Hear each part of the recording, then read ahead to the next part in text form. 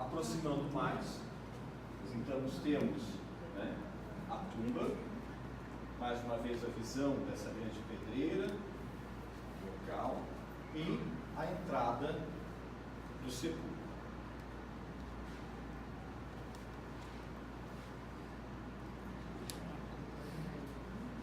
Se nós aproximarmos a visão, então nós temos aqui uma entrada de uma espécie de caverna, correto? Então, nessa entrada, nós temos ali duas pessoas que estão na entrada. Se fizer um corte, um estudo maior, então, essa linha branca aqui é a boca da caverna. Se nós entrarmos na caverna, nós temos, então, uma pequena porta, está vendo aqui, ó? Foi feito um corte, né? Então, tem uma pequena porta e essa pedra que rola e fecha essa porta. Na verdade, essa porta ela era baixa. Então você tem que abaixar para entrar.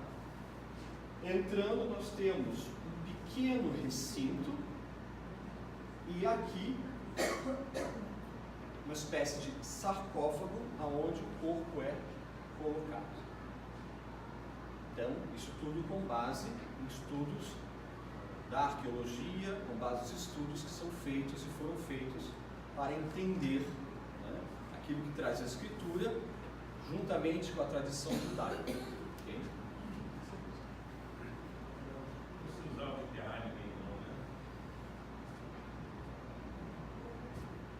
Muito difícil, sim, podia ser enterrado. Você tem essa tradição, mas quase sempre envolto em lençóis, né? Se coloca, mas tem-se muita preocupação de fazer sempre uma espécie de espaço, né, trabalhado com granito, com pedra, com alguma coisa, a não ser em casos de famílias realmente muito, muito pobres, e aí você faz, digamos, sepultamento em terra. Pode acontecer sim. Mas como você tem aqui um túmulo que pertencia a um nobre, que era Arimateia, então era um túmulo mais requintado. Então havia uma visão já maior. Essa linha é importante para nós, né? Essa linha, ela estabelece o pavimento original. Então, na época de Jesus, nós vemos, olha, que o Gólgota estava bem acima da linha do pavimento original. Praticamente você tem um muro como base dele. Desce um pouquinho para mim. Na sequência da destruição de Jerusalém, lembrando que Roma ocupa Jerusalém, tenta absorver a cultura judaica, tenta absorver os judeus para a cidadania romana. Uma das maiores brutalidades que não se fala, só tem um livro que eu li, que comenta isso, Rabino Newton Bonder, na Alma e Moral, é que cita essa questão. Qual é? Roma tentou assimilar, como fez com a Grécia, a cultura judaica. Mas como assimilar? Fazer o judeu se tornar romano. Ora, se nós olharmos o Evangelho de Mateus, como é a genealogia de Jesus no Evangelho de Mateus? Ela é patriarcal ou é matriarcal? Patriarcal. Jesus era judeu. Ué, a lei judaica não diz que uma criança, filho de um ventre judeu é judia? Então deveria ser a descendência de Maria. Por que essa contradição? Como assim? Se uma criança pela lei judaica, filha de um ventre judeu é judia, o Evangelho de Mateus nos fala de genealogia a partir de José? Porque, na verdade, o que os romanos fizeram? A lei era patriarcal, a genealogia era patriarcal. Os romanos, sabendo disso, viram que toda criança filha de um pai judeu seria judia. O que Roma mandou fazer? Matar os pais. Violentar todas as mulheres judias para que concebessem filhos romanos.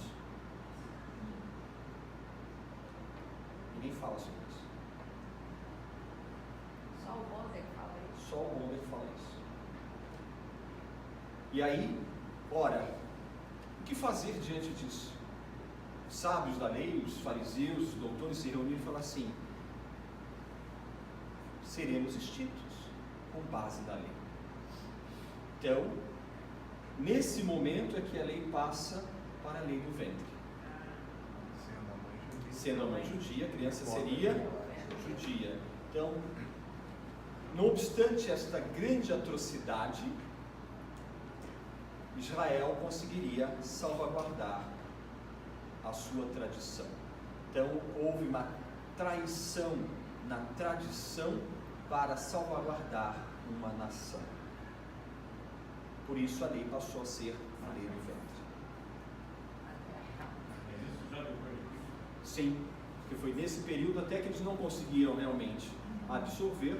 Roma se irrita e manda destruir.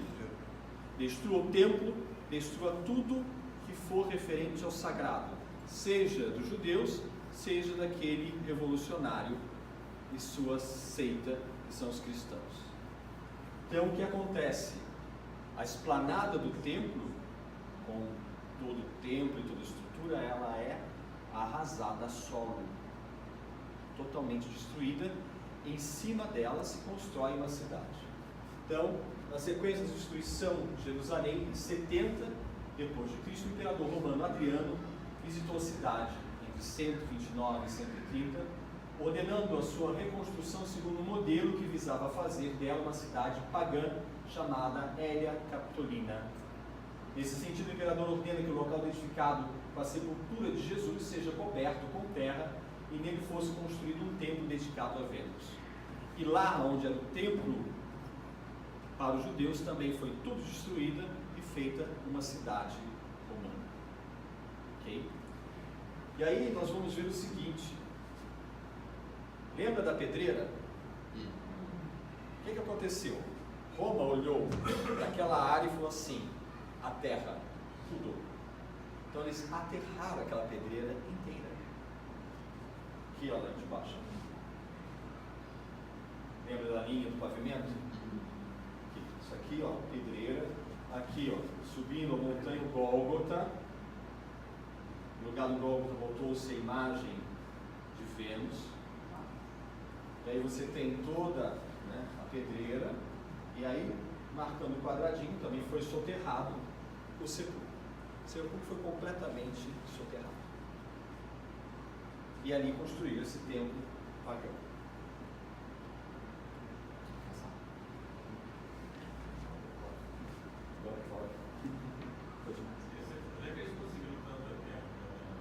Tinha. Que não falta terra, terra, pedra, porque toda a região é isso. Toda a região é essa. O deserto da Judéia não é um deserto de areia como o Saara, né? É um deserto de pedra. Obviamente, com a ação do vento, aquilo vai esfarelando, gerando um pouco de areia. Mas a maior parte é pedra. Encheram tudo. Bem, 313, Constantino decretou o Edito de Tolerância, que foi assinado numa cidade italiana, Milão. Foi o chamado Edito de Milão. Para com os cristãos, o edito implicou no fim das perseguições. Constantino só fez isso, ele assinou um decreto dizendo: ó, para de matar. Porque desde que Nero tacou fogo em Roma, até 313 nós temos momentos fortes, momentos mais tranquilos, nós chamaríamos de ondas, né? Vai, daqui a pouco fica mais leve, mas são 3 séculos de perseguição. A maior perseguição já está próximo ao Constantino, então ele testemunhou isso também, que foi o imperador Diocleciano. Diocleciano queria exterminar os cristãos da face da terra. Então, o maior número de mártires da igreja é nesse período. Que Diocleciano resolve, inclusive o patrono da nossa cidade, São Sebastião, que era da guarda pessoal do imperador.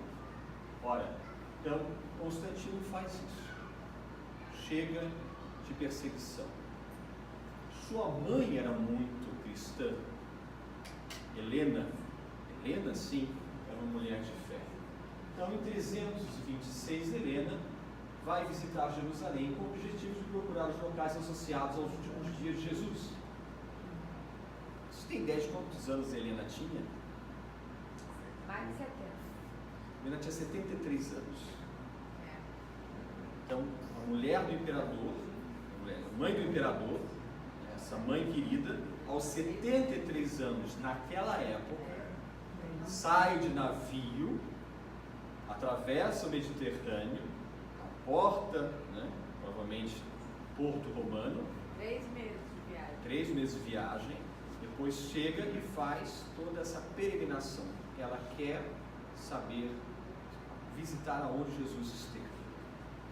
Então, ela em Jerusalém identifica o local da crucificação, o rochedo chamado Gólgota, e a tumba próxima, conhecida como Anástasis, em grego ressurreição.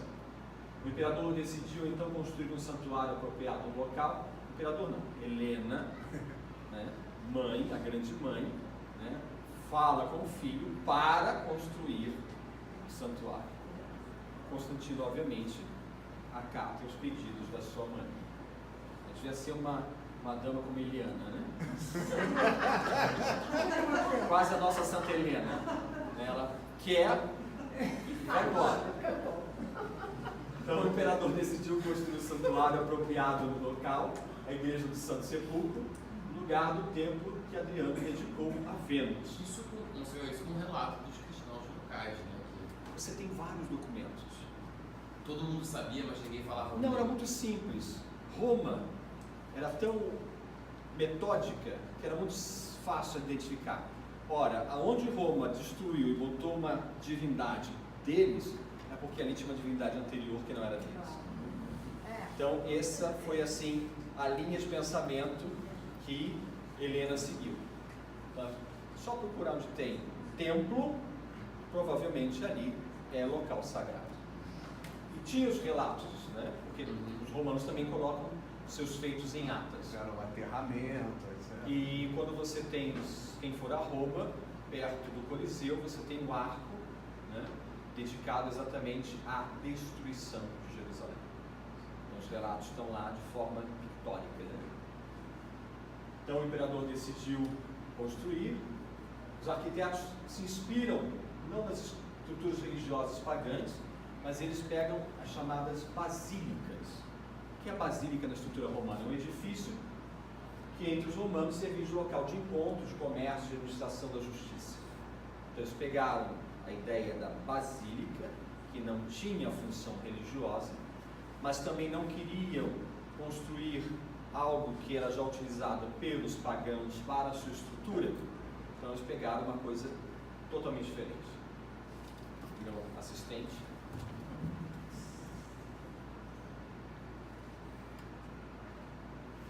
Essas figuras que eu estou utilizando são da National Geographic, um estudo que eles fizeram a partir das últimas escavações que foram feitas no Santo Sepulcro. Então, vamos mais uma vez contemplar isso já bem posterior. Isso aqui já é aquilo que foi construído por Helena. Então, nós temos a Basílica, temos esse outro prédio também à frente, que depois tudo isso vai ser acoplado, formando uma estrutura única. Então, se nós olharmos aqui, a nossa linha de pavimento permanece. Dá para identificar essa pedra aqui? Gólgota. Então, aquilo que tinha sido coberto baixou-se ao corte. A pontinha pelo menos aparecer. Para pelo menos aparecer a ponta e se chegar aonde? Ao sepulcro. Então, cavaram, acharam o local do sepulcro. Mantiveram a caverna? Não. Começaram a cavar. E o que era importante para eles? O local onde o corpo foi colocado, a tumba. O importante era a tumba. Então a tumba ficou aqui. E para conservar esse espaço, eles construíram, né, chamaria uma capelinha, vamos chamar de capelinha. Né?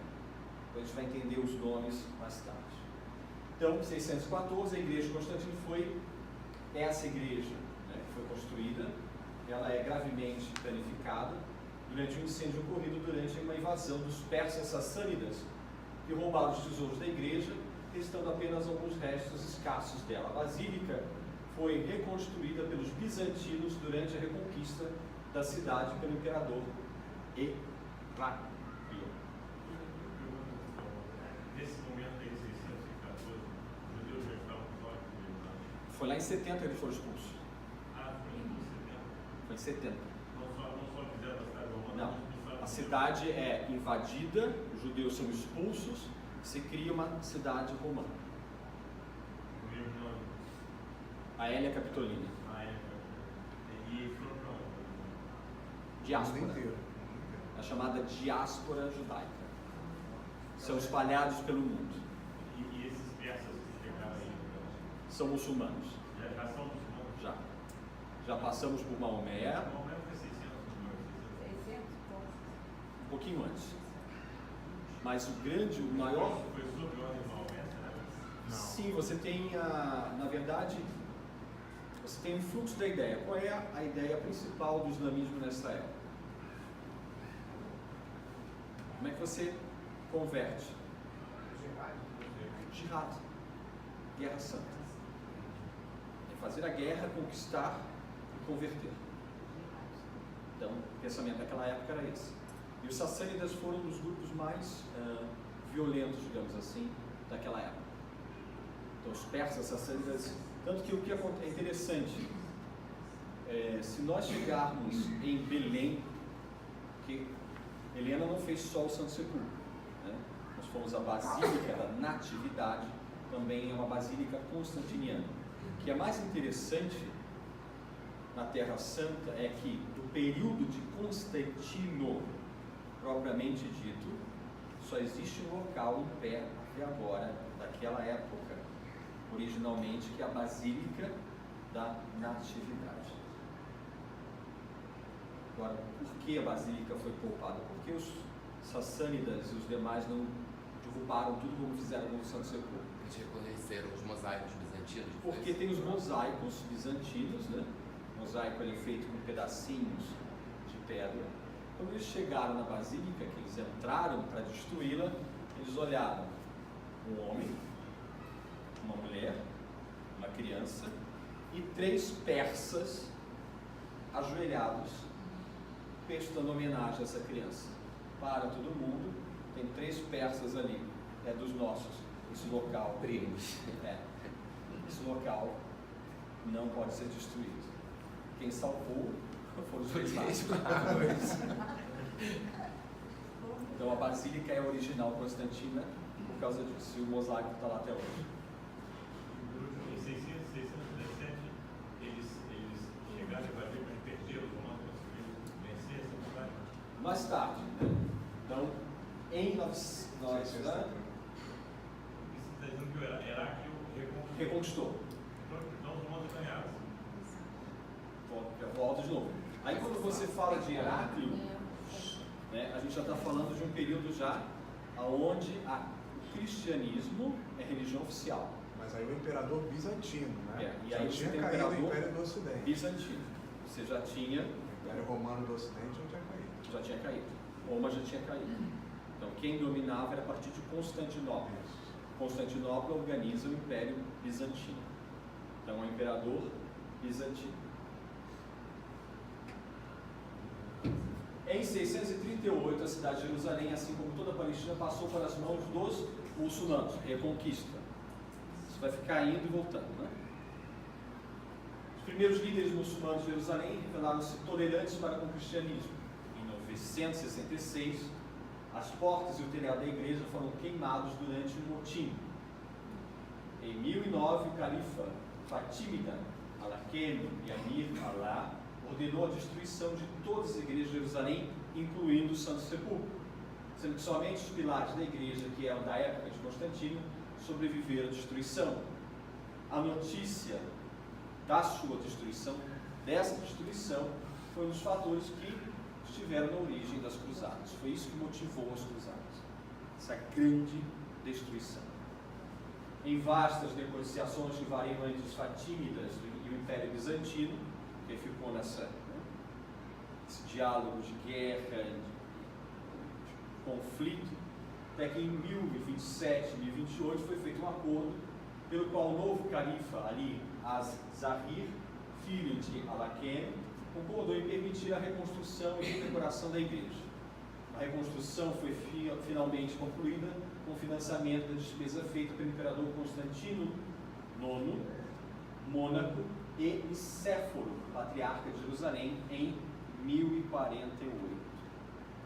Em 1099, os cruzados conquistam Jerusalém e tomaram posse da igreja do Santo Sepulcro, o seu essencial e a que existe atualmente. E essa tomada foi feita pelo nosso fundador, Guilherme de Bouillon, na primeira cruzada. E é aí que ele institui os cavaleiros da Ordem dos Santos. A nova igreja foi consagrada em 1149. Debaixo da igreja encontra-se a cripta de Santa Helena, local onde a mãe de Constantino afirmou ter encontrado a verdadeira cruz na qual Jesus Cristo teria sido crucificado.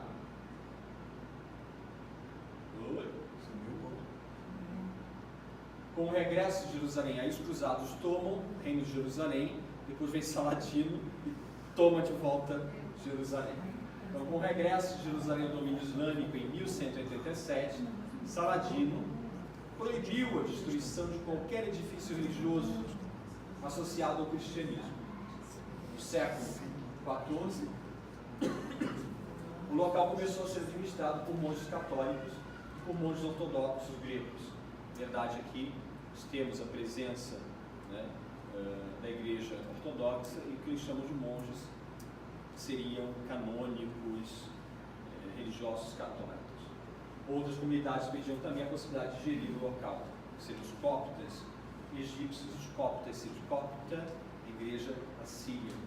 Lembramos nossas 5, vamos falar das 6 tradições, latina e orientais.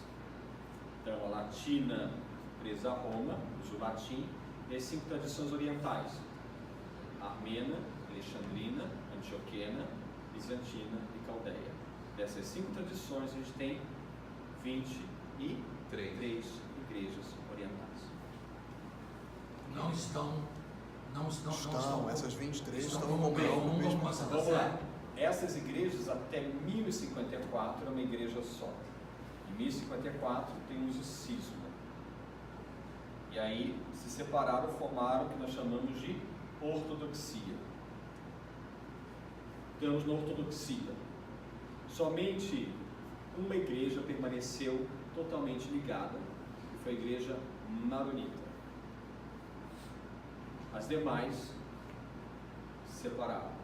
Com o passar do tempo, essas igrejas, mais uma vez, dentro delas se separam e voltam em comunhão com Roma, formando o que nós chamamos de igrejas católicas de rito oriental com direito próprio. E as igrejas ortodoxas. Então, como se você olhasse no espelho, tem um pedaço dessa igreja em comunhão com Roma e um pedaço dessa igreja separado, autocéfala. Quais são? São 23 igrejas, seria difícil preparar para vocês. Mas dessas 23, algumas não, dessas 23 todas elas se separaram um pedaço e voltaram em comunhão.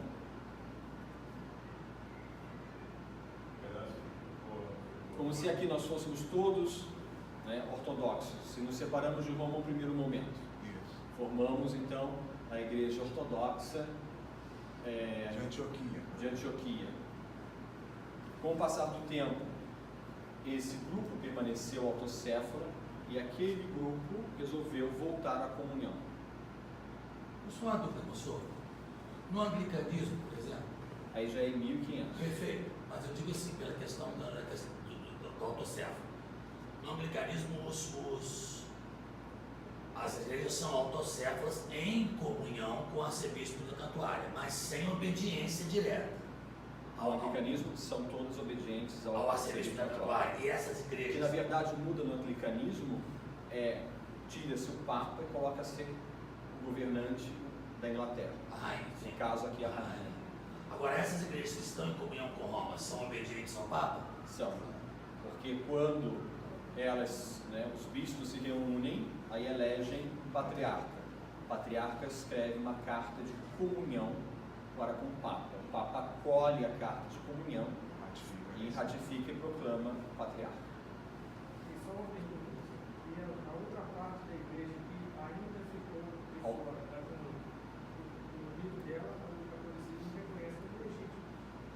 São todos lícitos, são todos válidos, mas não são lícitos. Por que não são lícitos? Porque não estão em plena comunhão.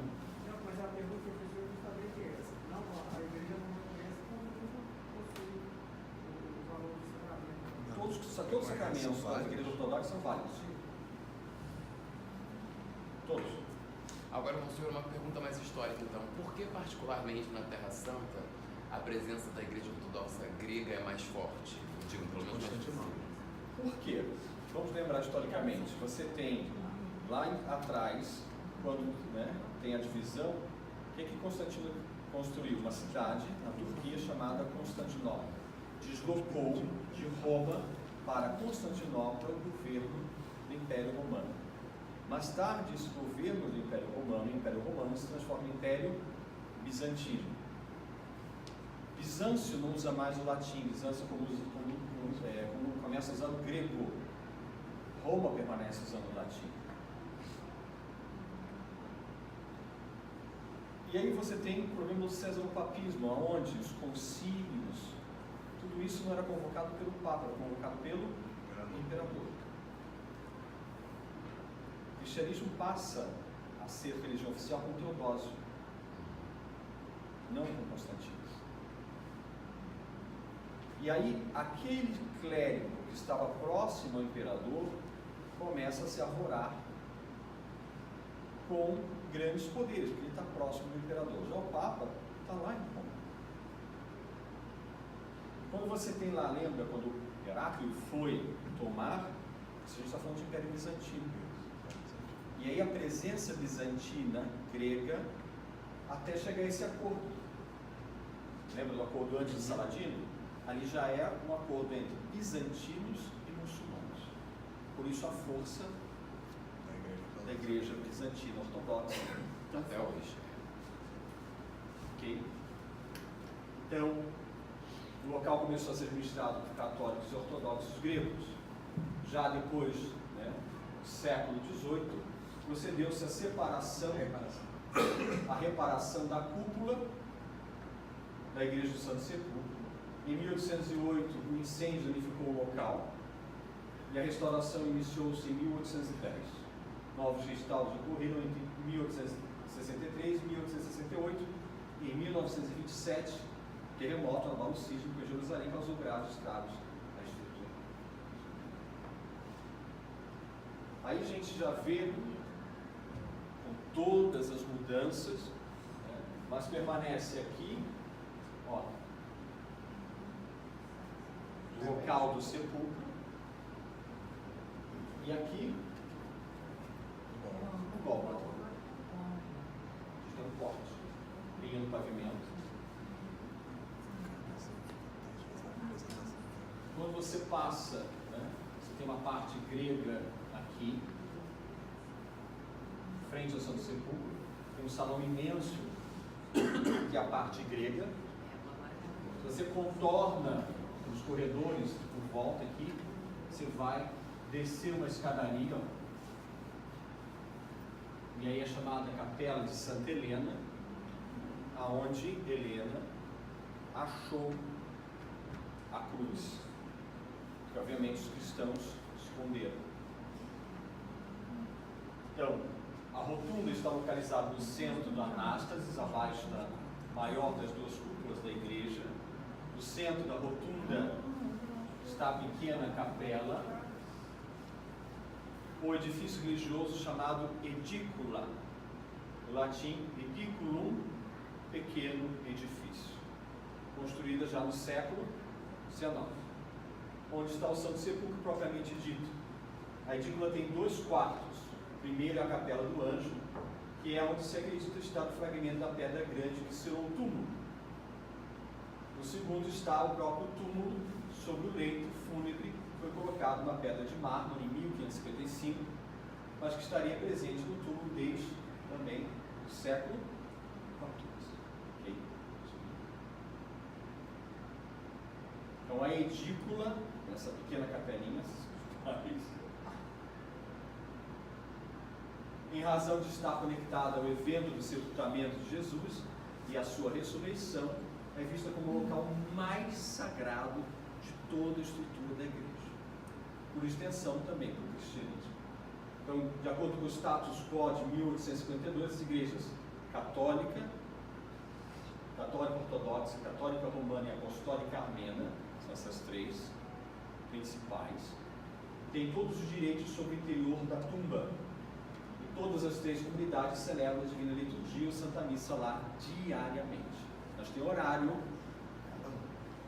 dos católicos, horário dos gregos e horário dos armênios. E ai de quem está passando. Então, ai de quem? Então, quem quiser saber de uma experiência mais íntima, né, de entrar fora do horário, pergunte a nossa dama Eliana, que poderá também dizer a sua experiência pessoal, não entra na hora errada. Vocês não verificam isso? Verificam isso? Não, tem um horário só.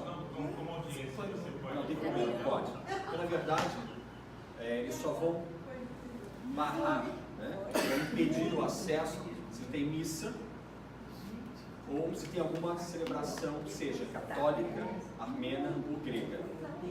Mas eles vão avisar. Acabou a celebração, todos os 3 grupos permitem o acesso. Só que tem a organização do acesso. Então você tem uma fila que gira em torno da edícula, e aí a gente vai, né, na fila indiana para entrar dentro da edícula. Então, o que ele falou para a gente ali? Você tem, quando Madalena chega ao sepulcro, o que diz o Evangelho? Quem está ali, né, para dizer assim, o que você está procurando aqui, minha filha? Um anjo. Um anjo. O que procuras aqui? Ele não está aqui. Ele ressuscitou. É o anjo. Então, por isso, se você entra na edícula, a primeira entrada, você tem um pilar, que provavelmente é o resquício da pedra grande que rodou. Então, foi feito aquele pilar. Bem no meio, né, mãe? Bem no meio. Chamada Pedra do Anjo. Então, o anjo aparece sentado, está em cima da pedra. E aí depois você tem mais uma vez uma porta bem pequena, porque na verdade, na tradição oriental, você precisa se inclinar diante de Deus. Você está entrando no local onde Jesus foi colocado morto e onde ele ressuscitou. Você tem que abaixar para entrar. Aí você entra num espaço bem pequeno, né? E aí você tem o local do túmulo. No local do túmulo você tem a pedra original. Depois disso você tem em cima dessa pedra original uma lápide, provavelmente colocada pelos cruzados, porque essa lápide ela está cortada e tem uma cruz que é usada pelos cruzados. Foi aberta agora, né? Na reforma, né? Em cima dessa lápide dos cruzados é que tem a lápide que nós tocamos, que é a lápide de mármore que está lá, que foi colocada posteriormente. Então nós temos a pedra original, a lápide considerada do tempo dos cruzados e a lápide atual. Okay?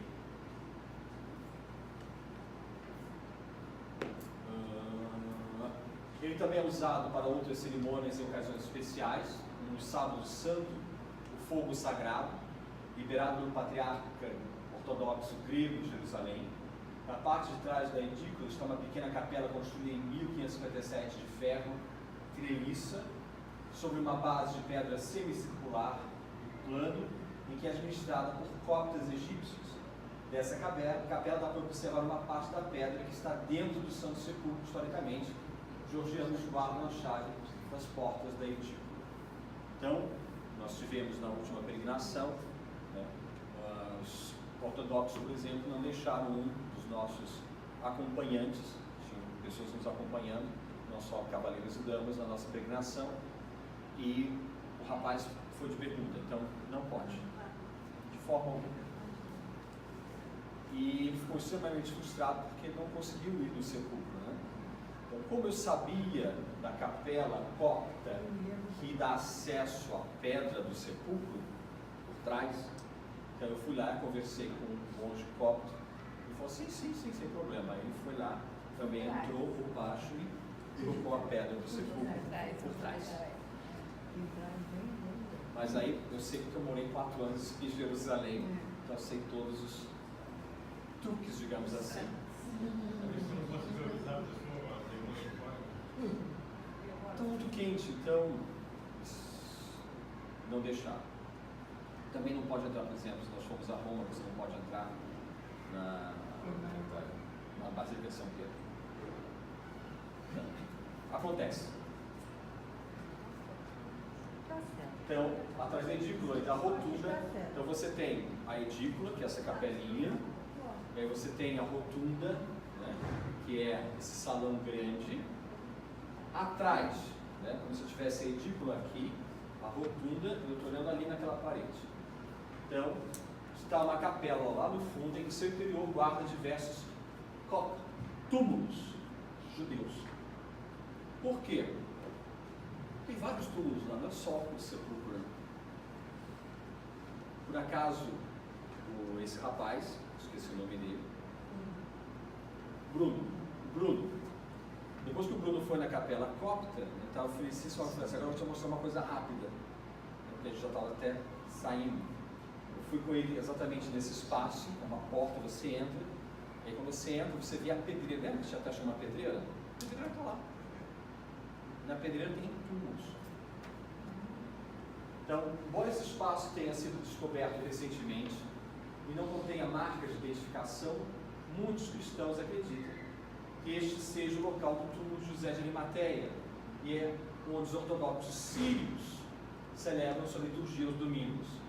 À direita do sepulcro, na borda sudeste da rotunda, está a Capela da Aparição, para cá, que está reservada para o uso dos católicos latinos. E aqui nós temos a presença dos franciscanos. São Francisco foi a Jerusalém nas cruzadas e pediu ao sultão na época para cuidar dos lugares santos. E foi concedido, por isso os franciscanos estão presentes lá até hoje. Bem, olhando agora a nossa rotunda, vamos olhar aqui. Então você tem a edícula, ó, isso aqui é a capela copta, Por trás. só que ela está encostada aqui, ó. E a parede. Ah, tá. Então você entra por ela, você bota a mãozinha. Uhum. Então você entrou na edícula, pedra do anjo. O altarzinho que tem aqui, quadradinho. Ali dentro está o que foi os restos da pedra que tapava o túmulo.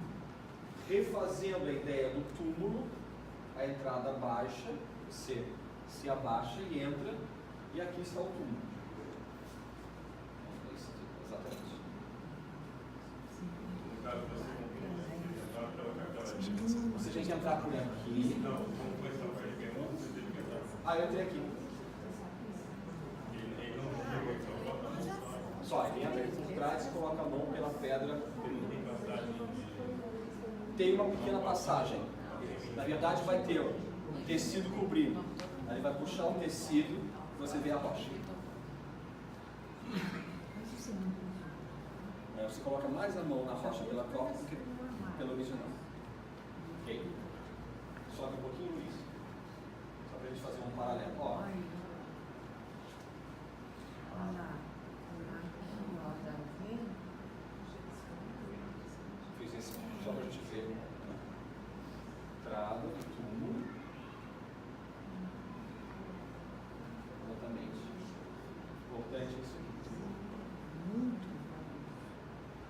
a Basílica do Santo Sepulcro está localizada no quarteirão cristão.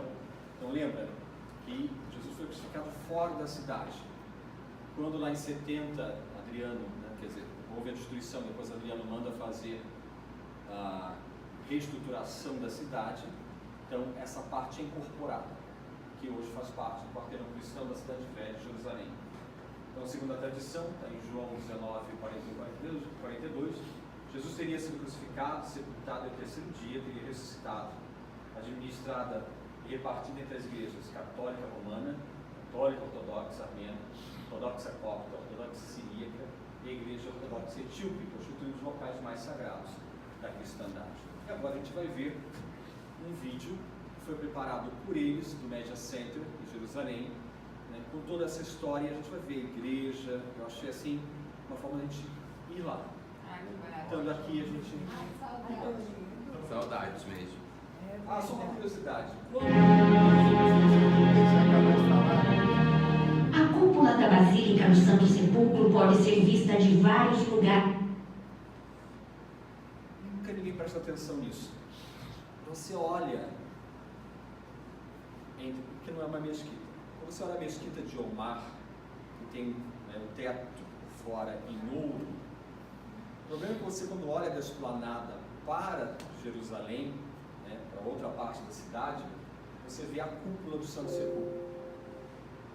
Omar, então, manda fazer uma cúpula do mesmo tamanho, mas, para dizer que é mais importante, a revestiu de ouro. Então, a cúpula da mesquita de Omar é do mesmo tamanho da Basílica do Santo Sepulcro, para dizer que aonde o local, aonde Maomé subiu aos céus, tão quanto importante quanto a igreja dos cristãos. Vamos lá.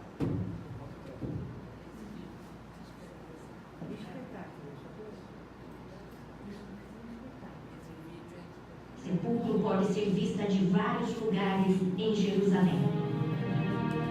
No interior deste complexo arquitetônico encontra-se o monumento mais importante, o túmulo onde Jesus foi sepultado e de onde ressuscitou. Por séculos, milhares de peregrinos vindos de todo o mundo veneram este lugar santo. O relato mais antigo é do segundo século. O Santo Sepulcro é considerado o lugar mais importante para o cristianismo. São mais de 2000 anos de história, ciência e fé. Através dos textos bíblicos, dos testemunhos dos vários períodos históricos, das campanhas de escavações arqueológicas que nos deixaram um grande acervo de documentos, entre imagens e desenhos, e com a colaboração dos arqueólogos e historiadores da história da Terra Santa, fizemos uma viagem extraordinária no tempo, até os dias de hoje, até a última restauração da edícula do Santo Sepulcro. Por volta do ano 33, Jesus foi condenado à morte e crucificado no Monte do Gólgota. Prédio original do Gólgota. Foi sepultado em um túmulo escavado na rocha, em um jardim próximo. Após 3 dias, ressuscitou dos mortos. A partir de então, o túmulo da ressurreição tornou-se o centro da fé de toda a cristandade. Através da descrição dos evangelhos e depois das escavações arqueológicas que foram feitas dentro do Santo Sepulcro, sabemos que na antiguidade, na época de Cristo, havia uma pedreira que foi abandonada, não mais utilizada devido à qualidade da pedra. No entorno havia um jardim no qual José de Arimateia mandou escavar sua própria sepultura, na qual foi sepultado Cristo. Nas narrativas bíblicas existem detalhes que ajudam as pesquisas arqueológicas. Mas também é tradição aqui em Jerusalém, onde viviam os seguidores de Cristo daquela época, aqueles que se recordavam muito bem onde era o lugar de sua paixão. No ano 132 d.C., o imperador Adriano reconstruiu a cidade e a chamou Hélia Capitolina. As memórias judaicas e cristãs foram apagadas. O lugar do Gólgota e o túmulo desapareceram sob a construção do novo templo dedicado a Vênus Afrodite. Quindi anche questo, volendo nascondere proprio Estes, querendo esconder o santuário cristão, fizeram um grande favor aos cristãos, porque de tal modo o preservaram exatamente como era. Então, no século IV, quando aqui esteve a mãe do imperador Constantino, Helena, o santuário foi descoberto, intacto, assim como era, porque acima dele fora feito um aterro para esconder os lugares cristãos. Desta forma, temos também a construção do imperador pagão, que confirma a autenticidade do lugar que se pode ver atrás de mim. Che vediamo alle mie spalle. No ano 335, destruídos os templos pagãos pela vontade de Constantino, o túmulo venerado foi trazido à luz e o grande complexo do Santo Sepulcro foi inaugurado no dia 13 de setembro do mesmo ano. Santa Helena, mãe do imperador Constantino, veio a Jerusalém por volta de 327 e 329. E para a Padre Ariada, arqueólogo do estudo bíblico franciscano, se pode dizer, de certo modo, que ela fez uma descoberta arqueológica. A mais importante foi a descoberta da verdadeira cruz de Jesus. Ela se tornou famosa a partir da propagação como relíquia em várias partes do mundo. As tradições mais antigas nos contam que Santa Helena queria escavar para encontrar um testemunho da morte de Jesus e que sua escavação a levou a encontrar não só a cruz de Jesus, mas também outras cruzes. Esse motivo já foi fundamental para determinar aquela que tinha sido a verdadeira cruz de Jesus, que, segundo alguns acreditam, foi identificada por meio de um milagre. De acordo com outros, pela presença do título da condenação de Jesus, o qual fala o Evangelho: Jesus de Nazaré, Rei dos Judeus. Em 1099, Jerusalém foi conquistada pelos cruzados e o Santo Sepulcro, mais uma vez, volta a ser o coração de todo o cristianismo. Mas em seguida, outras dominações viriam, de Saladino aos mamelucos. O Papa Clemente VI, em 1342, confiou à Ordem de São Francisco de Assis a guarda do Santo Sepulcro e de outros lugares sagrados. Deste momento em diante, a comunidade franciscana se estabeleceu no interior da Basílica. La Basilica del Santo Sepolcro è una costruzione A storica. Basílica do Santo Sepulcro é uma construção antiga que remonta em parte da época dos Cruzados, no século XII, e em parte a épocas mais antigas. Em 1927 foi atingida por um forte terremoto que causou a destruição de parte de Jerusalém. In Gerusalemme. O mandato britânico da Palestina, que na época tinha o governo da cidade, decide que a igreja deve ser fechada ao público ou sustentada por pilares e suportes de ferro e madeira. Tuttavia rimase aperta.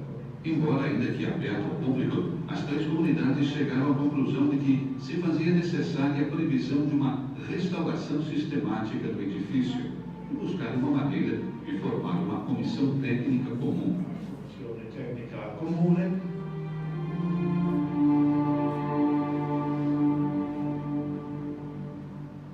Em 1960, começaram os trabalhos de restauração na Basílica do Santo Sepulcro, um trabalho documentado por 20 anos.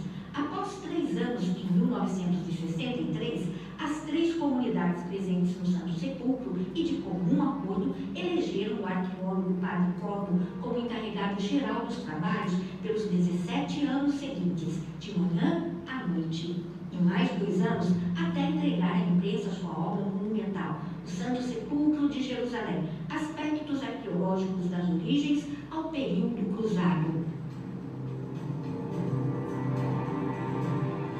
Gli scavi o i lavori al Santo Sepolcro sono durati dal 1960, in pratica fino As escavações e os trabalhos no Santo Sepulcro duraram de 1960 a 1980. Padre Virgílio Corvo fez uma síntese, publicando em 1982 uma série de livros em 3 volumes, apresentando os resultados arqueológicos em comparação com os textos literários relacionados com o período evangélico. con i testi letterari, con le fonti relativi al periodo evangelico, per così dire. Così si è subito accorti che la calma. O que imediatamente foi percebido é que a pedreira era o que havia de mais antigo naquele lugar. Em parte, remonta 8 séculos antes de Cristo. As em parte, ainda usada até o tempo de Jesus. Considera-se que ela corresponda ao ambiente topográfico típico da região do Gólgota na época de Jesus. Em cima foram erguidas várias e diferentes construções. Sono impostate tutte le differenti costruzioni.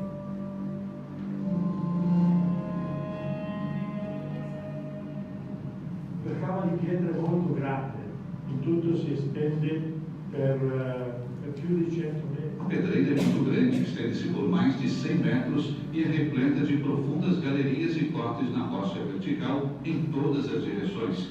Mas, particularmente, a área da basílica é uma das partes mais profundas desta pedreira. É de lá que as rochas se projetam ou se precipitam, como, por exemplo, a rocha da crucificação de Jesus, que está a mais de 4 metros acima do pavimento atual. Por exemplo, a gruta da descoberta da cruz, que cai até 9 metros abaixo do piso atual. Il pavimento della croce che scende a 9 metri sotto il pavimento attuale.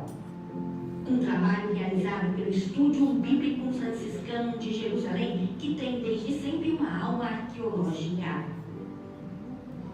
L'anima archeologica dello studio biblico francescano è A alma arqueológica do Estúdio Bíblico Franciscano é uma parte necessária, é parte da sua própria constituição. É um dos 2 pulmões. Um corpo precisa de 2 pulmões para funcionar bem. Assim é com o Estúdio Bíblico Franciscano. Ele precisa de uma alma linguística, exegética, mas também uma alma arqueológica que é baseada no ambiente, tem suas raízes no ambiente em que os eventos ocorreram. le sue radici nell'ambiente in cui i fatti si sono svolti. Foram 20 anos de incansáveis trabalhos arqueológicos e de restauração que levaram a um importante resultado. 2 anni dopo la fine degli 2 anos após o término das escavações, em 1982, Padre Corvo publicou os resultados de sua pesquisa em 3 volumes, 2 de documentação arqueológica e 1 de documentação fotográfica.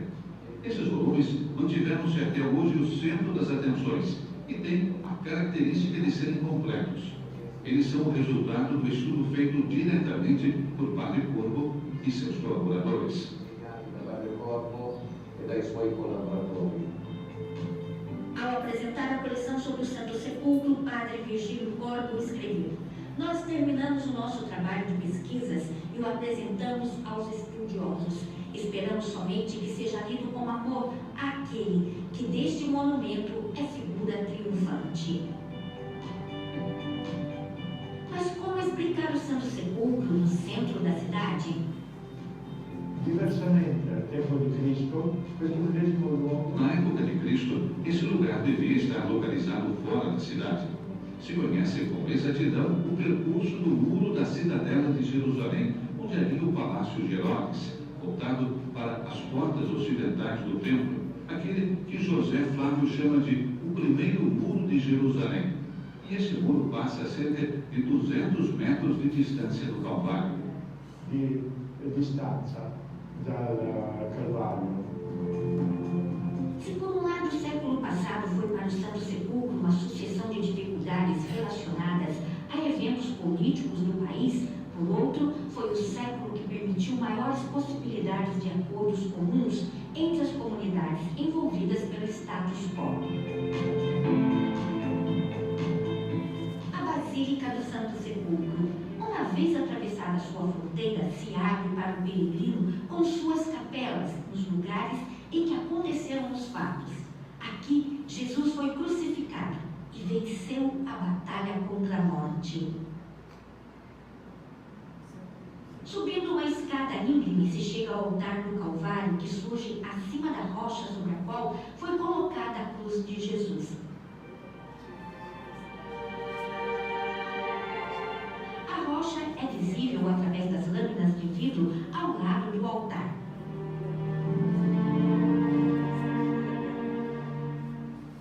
Os peregrinos podem tocar a rocha por meio de uma abertura no disco, ponto em que, de acordo com a tradição, a cruz foi colocada. Na capela esquerda do Calvário, que pertence aos franciscanos, se faz memória à crucificação. A decoração e os mosaicos são reproduções do século passado. E entre as duas capelas está o altar de Nossa Senhora das Dores. Sob o Calvário, a Capela de Adão é uma das mais antigas da Basílica. Na rocha, ao fundo, pode-se ver uma rachadura causada, segundo a tradição cristã, pelo terremoto que ocorreu no momento da morte de Jesus. A fenda permitiria que o sangue de Cristo pudesse alcançar e resgatar Adão da morte. Acredita-se que ele tenha sido sepultado aqui. E para os primeiros cristãos, esta era também a origem do nome do Gólgota, o lugar do crânio. No átrio da Basílica está a Pedra da Unção, em memória à piedade de Nicodemos e José de Arimateia, que prepararam o corpo de Jesus para o sepultamento. Muito venerada pelos ortodoxos, é ornada com candelabros e lâmpadas. Um mosaico em frente ilustra o episódio. No corredor, à direita, uma escada nos leva para a capela dedicada a Santa Helena. Nas paredes da escadaria, diversas cruzes gravadas ao longo dos últimos séculos pelos peregrinos armênios, que testemunham a devoção deste povo pela cruz. A capela central, com 4 colunas que sustentam uma cúpula, é de propriedade dos armênios e data do século XII. Da capela armênia de Santa Helena se desce para uma inferior, onde foi encontrada a cruz de Cristo.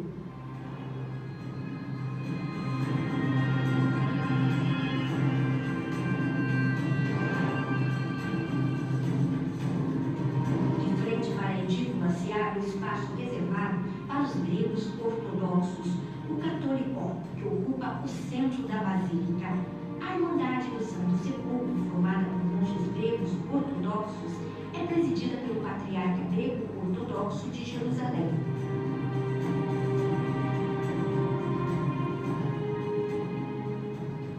A cúpula de mosaicos recentes em estilo bizantino com Cristo pantocrátor, rodeado pelos 12 apóstolos, é sustentada por arcos que lembram penas conectados aos pilares cruzados, onde os evangelistas estão representados.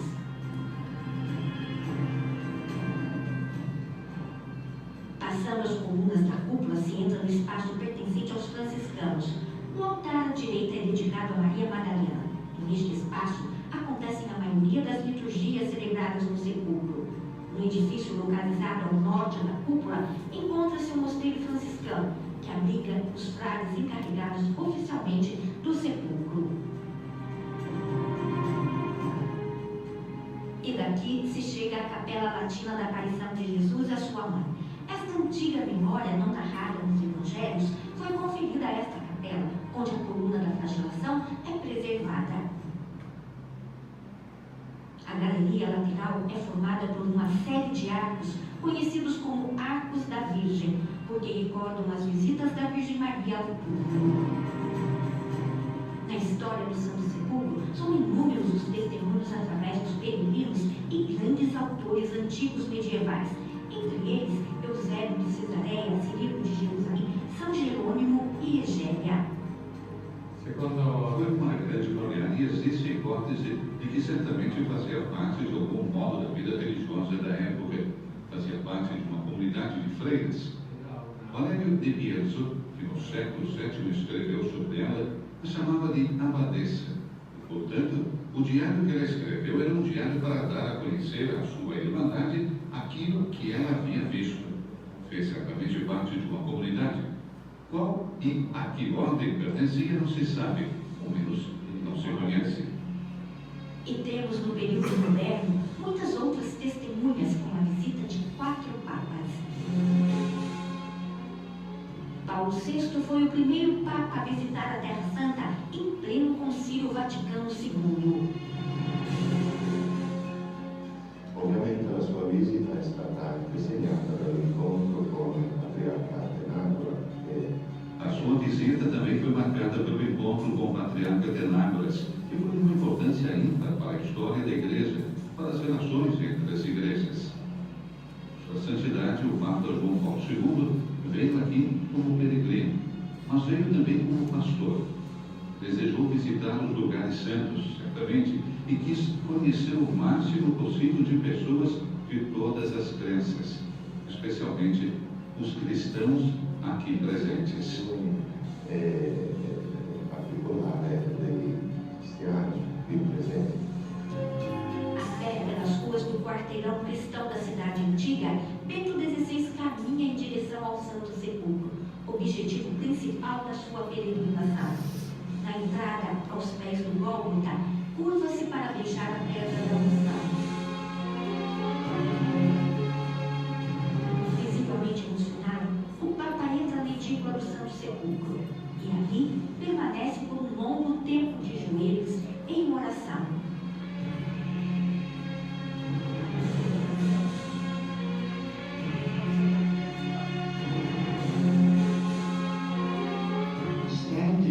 Estar neste lugar santo, considerando aquele maravilhoso evento, como não sentir o coração ardendo da mesma maneira que aqueles que por primeiro ouviram a pregação de Pedro no dia de Pentecostes? Aqui, Cristo morreu e ressuscitou para nunca mais morrer. Aqui, a história da humanidade foi definitivamente mudada.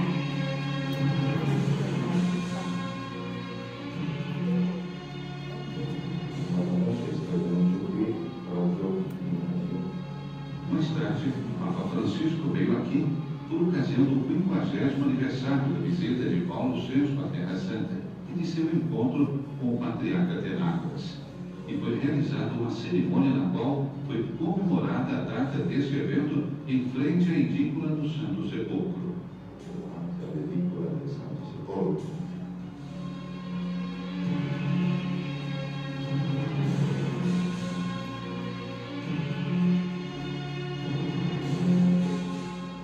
Ressurreição é a palavra que ocorre com mais frequência nos discursos de Francisco e Bartolomeu. A ressurreição após a morte aqui cumprida. A ressurreição que une a todos em uma única fé. Uma ressurreição que no espírito deste encontro fala de abandono do medo e abertura à comunhão. Dobbiamo credere che, come è stata ribaltata la pietra del sepolcro, così potrà. Devemos acreditar que, como foi removida a pedra do sepulcro, assim nós também podemos remover todos os obstáculos que ainda impedem nossa plena comunhão. Será uma graça de ressurreição. Già hoje pregustare. We have exchanged. Que antecipadamente podemos saborear. Trocamos um abraço amoroso porque nenhum outro caminho leva à vida, exceto o caminho do amor, da reconciliação, da verdadeira paz e da fidelidade à verdade. A oração do Santo Sepulcro é simples, mas emocionante. O clima de fraternidade sincera dá esperança para um futuro de comunhão. Depois de séculos, na primavera de 2016, iniciaram os trabalhos de restauração da edícula do Santo Sepulcro. Graças ao acordo entre os líderes das 3 comunidades que administram a Basílica, os franciscanos, os gregos ortodoxos e os armênios. O grupo de profissionais reunidos pela Universidade de Atenas, sob a direção da professora Antônia Morotouro, envolveu nada menos do que 50 pessoas, entre professores e engenheiros de diferentes especializações. A custódia da Terra Santa encarregou o arquiteto Osama Hamdan, professor de restauração arqueológica da Universidade Árabe de Jerusalém, de acompanhar cada etapa do trabalho. E ele nos conta por que era necessária esta restauração. Prima che praticamente la cupola era aperta e portava praticamente acqua sopra l'edicola. Allora ha creato alcuni problemi, specialmente problemi strutturali, che praticamente i muri si sono gonfiati e si sono praticamente non erano più stretti, non erano più verticali. Primeiro porque a cúpula estava aberta e escorria água sobre a edícula, o que causou danos, especialmente estruturais. As paredes estavam inchadas pela infiltração. No passado, na época dos ingleses, pelo mandato britânico, foram colocados reforços de ferro no entorno para segurar as paredes. Essa situação se manteve por quase 100 anos e já não podia ser mantida. Então, a intervenção visava salvar a estrutura da edícula. Foi uma intervenção também restauradora, porque quase nada havia sido modificado no aspecto externo, mas a maior parte dos trabalhos foram para fortalecer a estrutura vertical e horizontal da edícula. Dei lavori per rafforzare la struttura verticale e orizzontale dell'edícula. Durante as fases de preparação e execução dos trabalhos, foram realizadas investigações com sondas endoscópicas, com scanner de ultrassom, raios infravermelhos e raio-x, métodos não invasivos para obter informações sobre os elementos que não são visíveis exteriormente, tais como a presença de paredes anteriores, a consistência do núcleo rochoso original, dos canais ocultos de infiltração, que são fontes de umidade indesejável e crescente. Depois de 206 anos, os estudiosos e autoridades religiosas puderam ver novamente a rocha do Santo Sepulcro. Quarta-feira, 26 de outubro, a edícula, a pequena capela que envolve o Santo Sepulcro, foi fechada para as obras históricas. Pela primeira vez desde 1810, a laje de mármore que cobre o local sobre a qual repousam os restos do túmulo de Jesus foi removido. O único precedente ocorreu em 1555.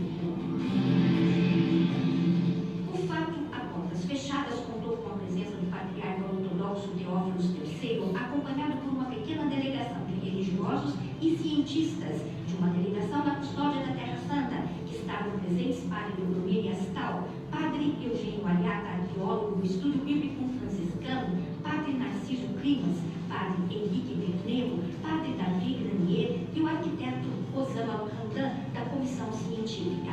Estava presente também uma delegação de armênios, liderada pelo bispo Sevan, além dos cóptas do Santo Sepulcro. Sì, sono stato dentro la tomba, ho visto sollevare lapide e apparire la roccia nuda, il luogo dove Sim, eu estava lá. Eu vi-o levantar da lápide até enxergar a rocha nua, o lugar onde o corpo de Jesus foi deposto. E naquele momento, muito emocionante, pensei, quase espontaneamente, queria estar naquele dia, depois do sábado, quando alguns discípulos, algumas mulheres, foram ao sepulcro, viram o túmulo vazio, não encontraram o corpo de Jesus, e ninguém tinha visto o Senhor ressuscitado. O túmulo vazio nos mostra que temos de ser menos cuidadosos sobre o que podemos perceber através dos nossos sentidos e, em vez disso, ser mais fortes no que diz respeito à nossa fé em Jesus ressuscitado. percepire con i nostri sensi e invece essere più forti in quello che riguarda la nostra fede in Gesù risorto. Per noi, per tutta la comunità, anche specialmente per me come presidente di Santo Sepolcro, era una cosa molto importante, meravigliosa, perché dopo, come lei ha detto, dopo quasi 500 anni, Para nós, para toda a comunidade, para mim, foi muito importante porque depois de quase 500 anos pudemos ver a rocha verdadeira. Com respeito e silêncio, esperamos o momento do deslocamento dessa pedra, o mármore da época de Constantino, este com a cruz. Primeiro pensei que essa cruz era do tempo dos cruzados, mas disseram que esse mármore é do tempo de Santa Helena. E abaixo se podia ver e tocar a pedra original. Foi uma graça poder estar aqui, naquele momento, nesse santo lugar. Ma dopo sotto si poteva vedere, anche toccare, anche pregare davanti alla pietra vera. Era una grazia che in questo momento io potuto stare qui in questo santo luogo. Foi um momento especial para o mundo cristão, mas também para o científico, em um trabalho onde a fé e a ciência se encontram. Il momento più bello e penso emozionante praticamente in questo lavoro qua è stato quando è stata aperta la tomba. O momento mais belo e emocionante nesse trabalho foi quando o túmulo de Jesus Cristo foi aberto. Primeiro, O objetivo principal com a abertura do túmulo era o de fazer uma operação de enxertos nas paredes. A preocupação era de não causar danos, de fazer com que os enxertos se infiltrassem perfeitamente dentro.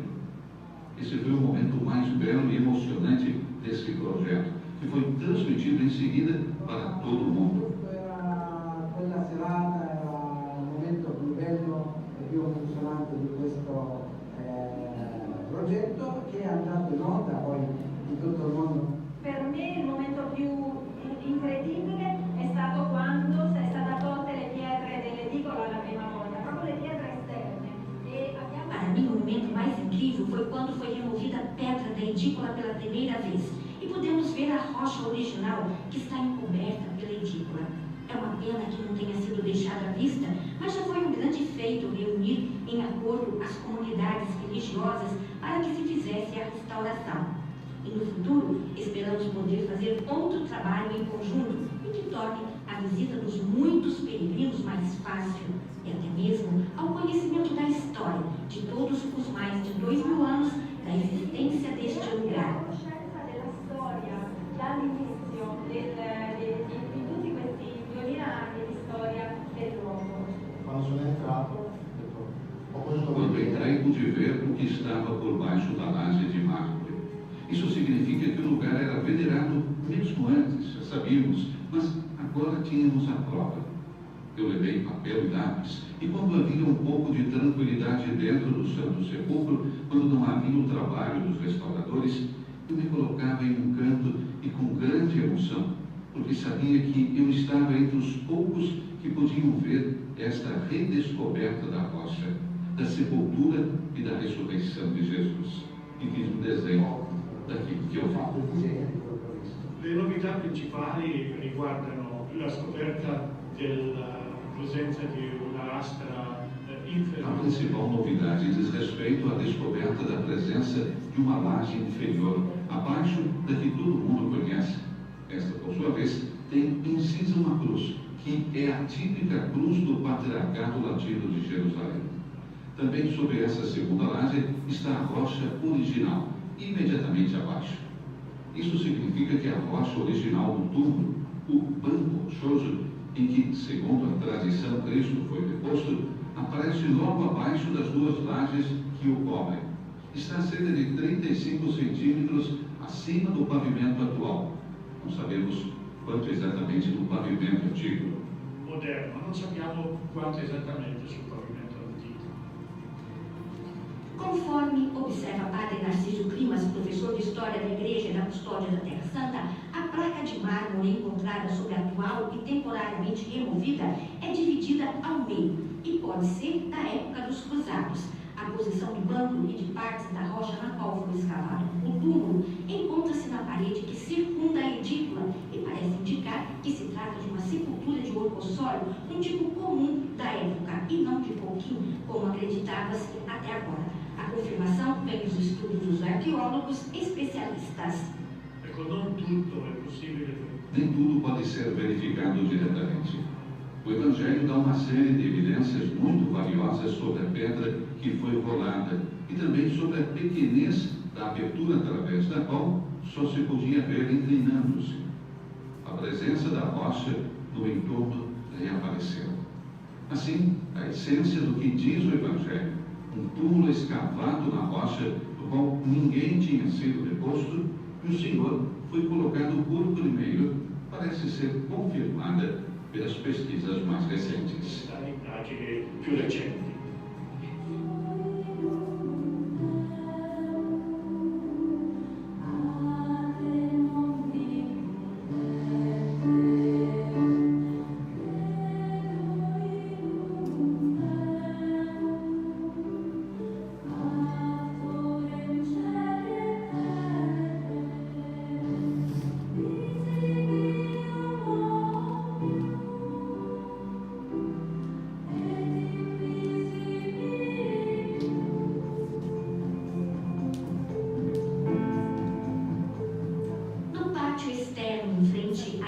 da Basílica, ao redor da edícula, nos corredores de acesso e também no piso superior ao lado do mosteiro franciscano, um verdadeiro canteiro de obras.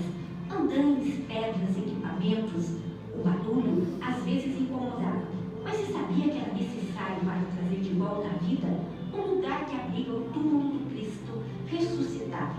Uma obra emblemática e protegida por tapumes que aguçavam a curiosidade para entender o que estava acontecendo.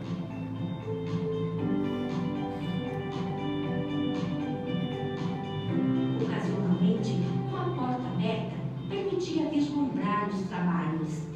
Para tudo há um tempo debaixo dos céus. Foram longos meses da chegada dos materiais para a restauração ao corte das pedras até a limpeza da fuligem. Mas, enfim, é chegado também o momento da remoção dos andaimes e ferros que sustentavam a edícula e que permitiu vê-la restaurada, limpa como nova. Agora também é possível ver até mesmo a forma original.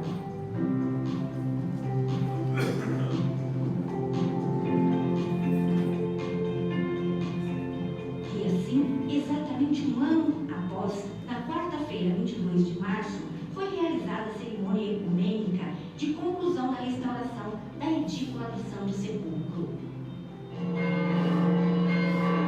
Um dia especial para os cristãos, não só da Terra Santa, mas do mundo inteiro. Em Jerusalém, nesta quarta-feira, 22 de março, às 10 horas, foi dada início à cerimônia ecumênica de conclusão da restauração da edícula do Santo Sepulcro.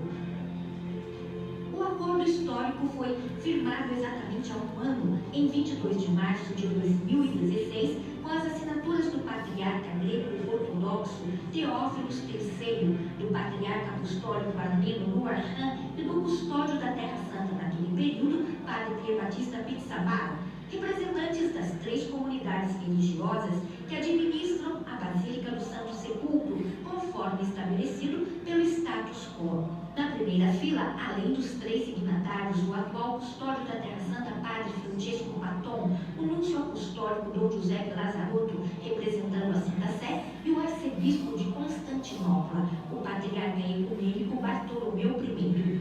Entre os presentes, também os representantes das outras igrejas do Santo Sepulcro, os coptas, sírios e etíopes, e de outras confissões cristãs da Terra Santa. Também várias autoridades religiosas e civis, incluindo o primeiro-ministro grego Alexis Tsipras. O grande número de fiéis que lotou a Basílica mostrou claramente que se tratava de um momento histórico. Esta restauração se tornou possível graças à vontade de todos, mas sobretudo das 3 igrejas principais, capazes de mudar de visão e de saber levar todos, inclusive os mais reticentes, a um acordo que era preciso, que era esperado havia muito tempo por todas as comunidades, por nossos fiéis, para que essa igreja, que traz as feridas das nossas divisões, também pudesse mostrar nossa vontade de curar as divisões, para nos dirigirmos às novas gerações com um espírito melhor entre nós. Parecia, portanto, uma missão impossível, mas se tornou possível. Parecia uma mission impossible, e, muito pelo contrário, parafraseando o que o anjo Gabriel disse a Maria: nada é impossível com Deus. É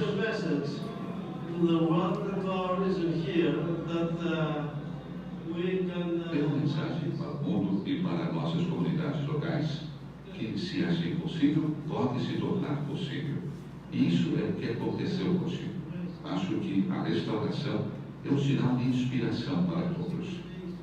Como seres humanos, podemos nos superar e alcançar uma convivência pacífica e harmoniosa e compartilhar esta Terra Santa e, sobretudo, Jerusalém, que é sagrada do mesmo modo para as 3 religiões abrâmicas, judaísmo, cristianismo e islâmico. The Abrahamic faith, Judaism, Christianity, and of course Islam. Os trabalhos duraram quase 10 meses e foram dirigidos pela professora Antônia Moro Polo, da Universidade Técnica Nacional de Atenas, tendo implicado uma intervenção do tipo conservadora e estrutural. Estamos muito orgulhosos por entregarmos hoje às 3 comunidades cristãs a edícula do Santo Sepulcro recuperada. Tivemos que lidar com grandes desafios, com como restabelecer a integridade estrutural e corrigir as deformações, vencendo-as, ou também desvendar o valor do lugar, preservar e mostrar uma continuidade histórica. So the continuity of the history, which is now a fact. O evento desse dia é absolutamente extraordinário, pois é o fruto, poderíamos dizer, o fruto maduro de uma colaboração entre as três principais comunidades aqui em Jerusalém: a comunidade grega, a comunidade latina, representada naturalmente por nós e pelo patriarcado, e a comunidade hebraica. Ao mesmo tempo, é muito bom, pois nesse ano celebraremos a Páscoa todos juntos, no mesmo dia. E quem sabe esse seja também um sinal de que, no futuro, poderemos não apenas celebrá-la no mesmo dia. Potremo celebrarla non solo nello stesso giorno, ma anche insieme.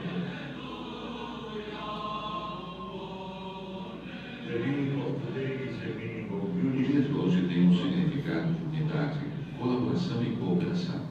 Estamos muito felizes com a reunião dos greco-ortodoxos, dos armênios e dos católicos, e com sua decisão de restaurar o Santo Sepulcro. Invocamos a graça do nosso Senhor sobre todos eles, sobre vocês e sobre o mundo inteiro. Rezemos pela paz e a unidade.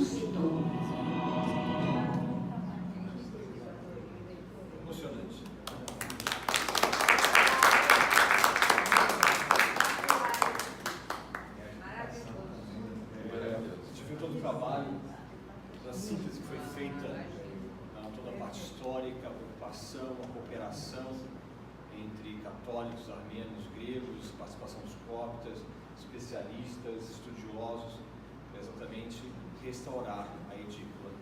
Também depois do trabalho que é realizado no Santo Sepulcro. Acho que isso, para mim, é extremamente emocionante, quase estar lá, lembrar todos os locais onde já estive, passei, onde estudei, fiz alguns cursos da... Poderia acender a luz, por favor? Estudei em alguns locais com o Instituto Ratzbon na época, o Instituto Bíblico. Então, sempre uma grande emoção ver e, obviamente, nós participamos. Vocês não sabem, a Ordem também colaborou. Houve colaborador da Jordânia, de vários governos, inclusive da Ordem também, para essa questão.